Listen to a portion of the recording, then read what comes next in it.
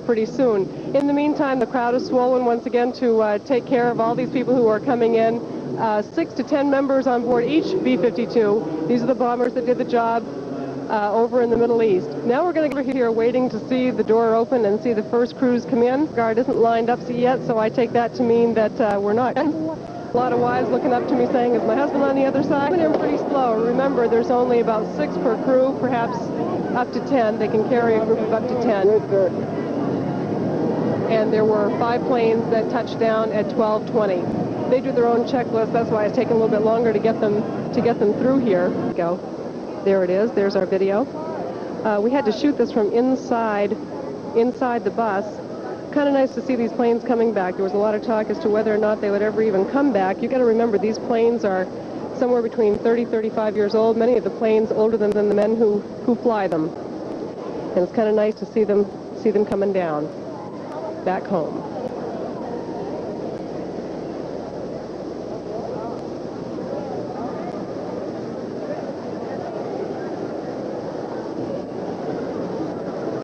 B-52s, by the way, they got their first one. The Strategic Air Command received their first B-52 back in June of '55. Coming in. Strategic Air Command currently has about 250 of these aircraft still in the arsenal. These are both B-52Gs and B-52Hs, 250 in all. And as you may know, B-52s were designed as a nuclear bomber, but they had a conventional role over at Desert Storm. Learned that some of the returning crews will be given 3 days off. Then they'll be asked to report back to the base. At that time, they'll be given a 30-day leave, which I understand will be up to the crews to decide whether or not they want to take that 30-day leave. But they will have some vacation time coming to them after spending more than 6 months in operations Desert Storm and Desert Shield. Sue? Tonight. So the big crush has come through, at least for today. We do understand the DC hangar is going to be opened up for people to come in and greet the crews. Again, we understand that C-141s will be coming in. And whoop it up, everybody, they're here. Now remember, they're only going to come in a few at a time.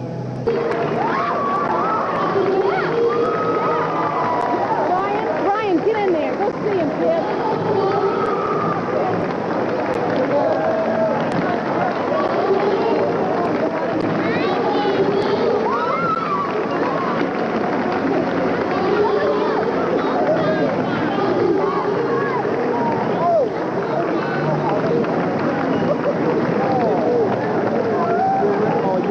The DC hangar at Loring Air Force Base, and things are running ahead of schedule.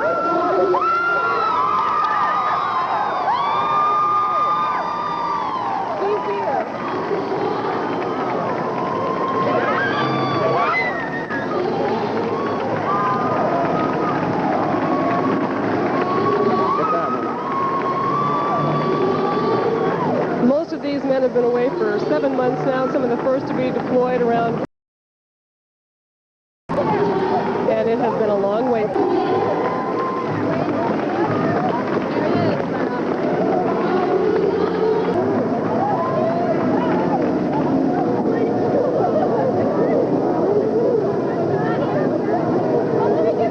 I hear the Air Force theme being played in the background.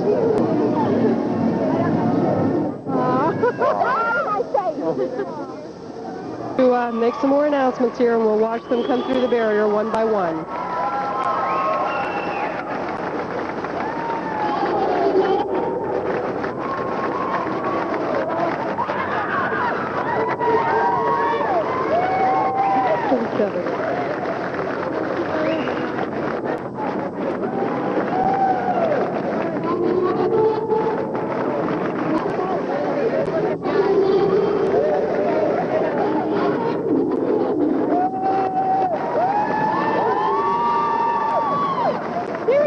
Hard to even get them through this door. The crowd's so enthusiastic.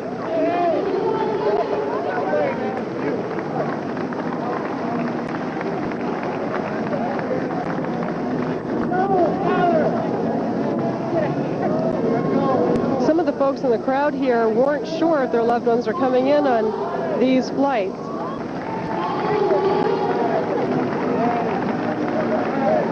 And Sarah's ready down on the floor with a real quick interview. Go ahead, Sarah. Monique Gramlich with her brother, Captain Carl Gramlich, and of course we showed you her shirt earlier. It's kind of unique. How do you like that, Carl? How's it going? How do you like the shirt? Love it. I haven't seen it yet, though. But that would be me. Yeah, yeah, yeah. This is our brother-sister thing. Oh, yeah, yeah. This is it. She kept me. The support from home was what made it for 7 months. It was a long time, and my sister wrote, everyone wrote, and then all we watch the TV and we see all the support at home, and that just kept everyone going, keeping me pumped up. So it was really good. So tell us your position on a B-52. Co-pilot B-52. So how was your combat experience in relation to your training? Oh well, the training really showed for the when we finally did go and do our job. You're as scared as you've ever been in your life, but you just focus yourself, you do what you have to do, and you know you got ground troops on the ground, and you got to hit your targets so they're not going to get hurt, and you're so proud when you're done, and your adrenaline rush is so amazing, you just can't describe it. You're just the proudest I've ever been, really. All right, we're proud of you too. Thanks very much. Thank you very much.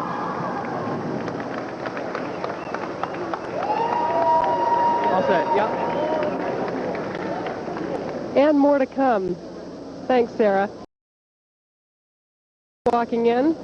Can't quite make out any faces yet, but we do have some more welcomes to be had.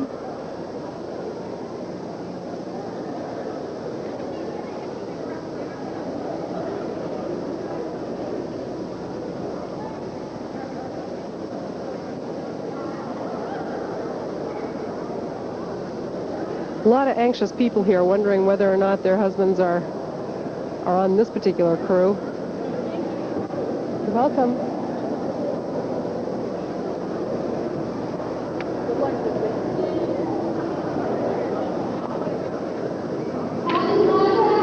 And we have some more people to be coming through the barrier here.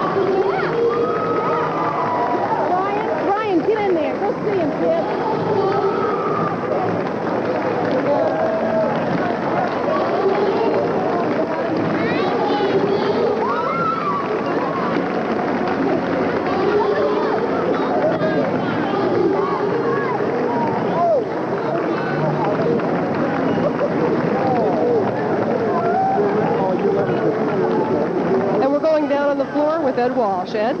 Sue, I'm here now with the Bradley family, Major Paul Bradley, Captain Susie Bradley, and their daughter Leah Bradley.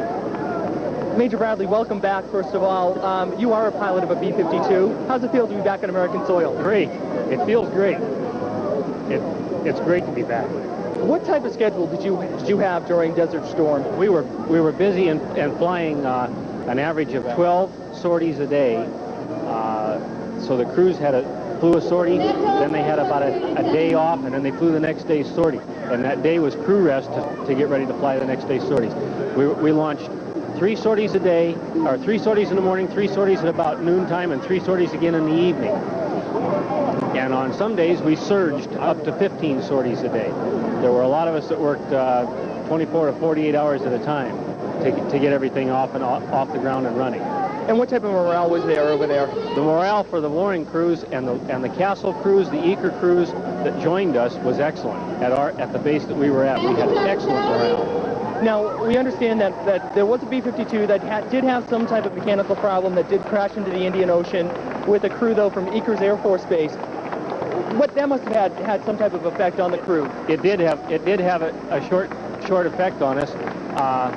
The problem with the airplane, we believe, to have been mechanical, and for a little while it dampened spirits.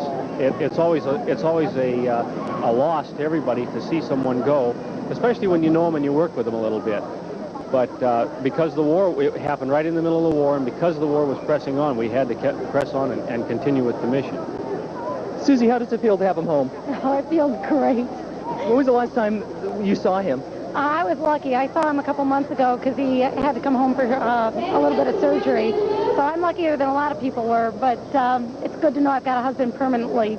And Leah, how does it feel to have Dad home? I love it. I'm so happy that he's home.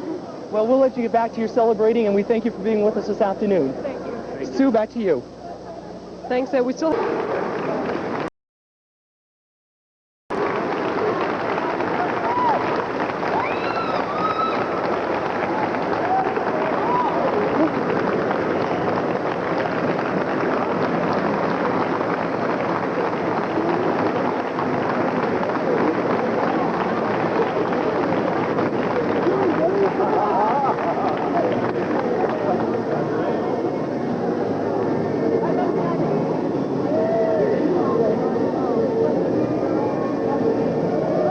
Okay, we're going to go back down on the floor now, where Sarah Dyer has a beautiful-looking family over there. We're here with the Captain Sam Ramsey family, Debbie wife, and 4 children. How are you? Happy to see your dad? Yeah. Yeah, you missed him, huh? Mm-hmm. Hey, how's it feel to be home? Feels great. Great. You were an aircraft commander on a B-52. Yeah. Tell us what your experience was. What can you tell us about your experience over there? No, we flew a lot, worked real hard, and everything seemed to click. It was the best part was just seeing that it all worked out in the end for the ground troops. Well, that's it. You paved the way for them to finish the job, so to speak. Can you tell us about a typical bomb run that you did? Typically, there were no real typical bomb runs. Sometimes we'd have threats like AAA or missiles. Sometimes we wouldn't have any. But for the most part, we were well prepared. The training all paid off, and everything worked out great. And we got through it unscathed. Nothing ever touched us. Now, most people consider the B-52, when they think of the B-52 bomber, they think of it way up, miles in the sky, dropping things. Is that what your experience? What your experience was? With the exception of night 1. The first night we went low level and snuck in under the radar. How did that bomber perform for you? Very well. Performed very well. Right up to expectations. Now, because Sue has noted that most of the bombers are older than most of the pilots and the people on board. Did you have any damage to that you could report to us? Let us know any low-flying damage that you experienced? No, we weren't hit by anything. There was AAA in the area, but it never touched us. Explain what AAA is? Anti-aircraft fire. Okay. Good to be home, though, huh? Very good to be home. Good to have you home.